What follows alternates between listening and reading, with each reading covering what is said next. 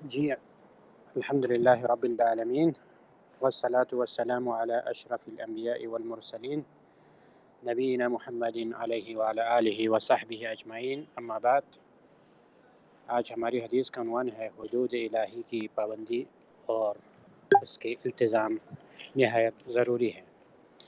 عن ابی ثعلبۃ الخشنی رضی اللہ عنہ عن رسول الله صلى الله عليه وسلم قال إن الله فرض الفرائض فلا تضيعوها وحدد حدودا فلا تعتدوها وحرم أشياء فلا تنتهكوها وسكت عن أشياء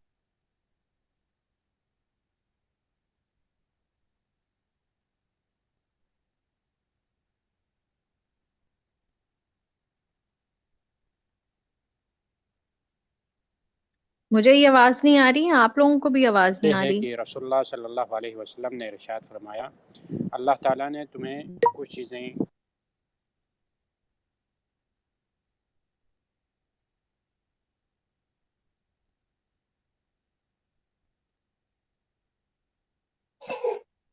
شکیل بھائی آپ کی آواز نہیں آ رہی ہے۔ اب آ رہی جی اب آ رہی ہے، پھر سے بیان کرنی شروع کریں کیونکہ آواز آپ کی 2 بار کٹ چکی ہے۔ اچھا ٹھیک آ رہی ہے نا آواز؟ جی بالکل آ رہی ہے۔ جی، حدیث کا ترجمہ یوں ہے، وہ ثعلبہ خشنی سے روایت ہے کہ رسول اللہ صلی اللہ علیہ وسلم نے ارشاد فرمایا، اللہ تعالیٰ نے کچھ چیزیں فرض فرمائی ہیں، ان کو ضائع مت کیا کریں، اور کچھ حد بندیاں کی ہے، اس سے تجاوز نہ کیا کریں، اور کچھ چیزوں کو حرام کیا ہے، اس کا ارتکاب نہ کیا کریں، اور کچھ چیزوں کے بارے میں بھول کر نہیں بلکہ اللہ تعالیٰ نے تم پر رحمت فرماتے ہوئے خاموشی اختیار کی ہے، ان کے بارے میں زیادہ سوال یا نہ کیا کرے، بریدہ نہ کیا کرے۔ اس حدیث کو امام دارقطنی نے روایت کی ہے اور اسے حسن قرار دیا ہے۔ اس حدیث میں چند ایک دین کے بنیادی مسائل بیان ہوا ہے۔ اس میں احکام کو تقسیم کیا گیا ہے، احکام، فرائض، محارم، حدود، اور جن کے پر اللہ تعالیٰ اور اس کے رسول کی طرف سے خاموشی اختیار کیا گیا ہے۔ تمام قسم کے احکام ان 4 جو اقسام ہے اس سے خارج نہیں ہے۔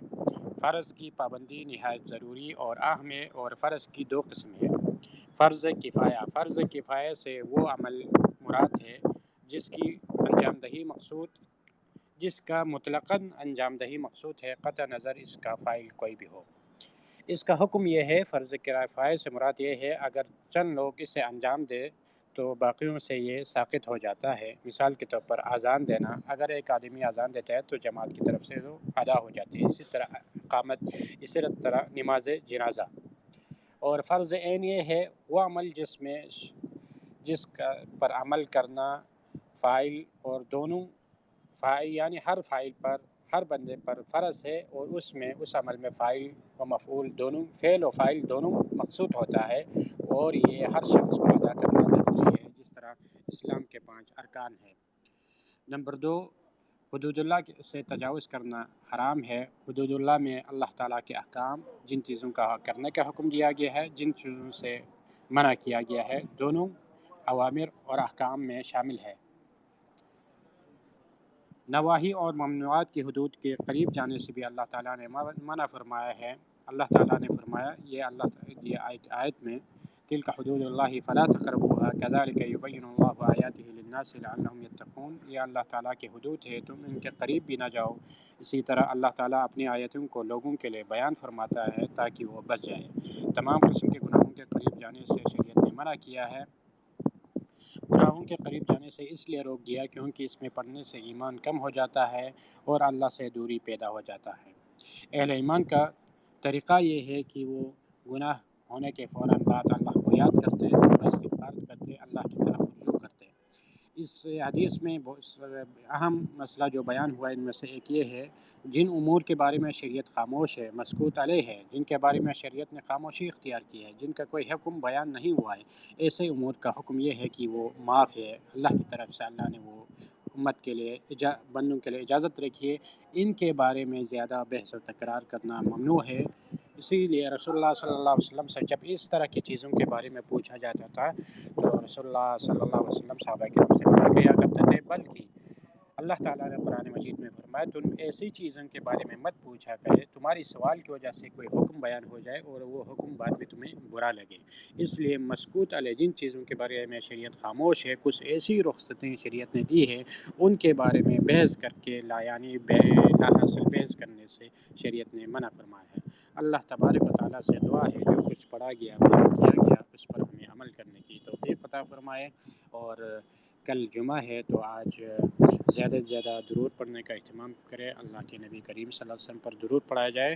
رسول اللہ صلی اللہ علیہ وسلم سے ایک صحابی نے عرض کی کہ میں اپنی دعا کے حدیث میں ایسے نا نماز کا ترجمہ کیا ہے بعض شارحین نے، حالانکہ اس سے مراد یہ ہے کم اجعل لک من صلاتی، میں اپنی دعا میں سے کتنا حصہ آپ کے لیے خاص کروں، تو اس نے کہا ربع حصہ، چوتھا حصہ۔ رسول اللہ صلی اللہ علیہ وسلم نے فرمایا زیادہ کر سکتے ہو، تو اس نے کہا نصف حصہ۔ رسول صلی اللہ علیہ وسلم نے فرمایا اور زیادہ کر سکتے ہو، تو اس نے کہا دو تہائی۔ رسول اللہ صلی اللہ علیہ وسلم نے فرمایا اور زیادہ بھی کر سکتے ہوں، تو اس نے کہا میں پوری کی پوری دعا آپ کے درود کے لیے خاص کرتے ہوں، اپنی دعا کی جو وقت ہے جو ٹائم ہے۔ تو رسول اللہ صلی اللہ علیہ وسلم نے فرمایا اگر تو نے ایسا کیا تو تمہارے گناہ بخش دیے جائیں گے اور تمہاری جو پریشانیاں ہیں وہ دور ہو جائیں گے اور تمہارے حاجات پورے ہوں گے۔ اس لیے درود کا جو شخص زیادہ اہتمام کرتا ہے اس کے درجات بلند، اس سے مغفرت ملتی ہے اور اس کے دنیا کی تمام قسم کی جو اس کے نیک خواہشات حاجات ہوتے ہیں وہ پوری ہو جاتی ہے۔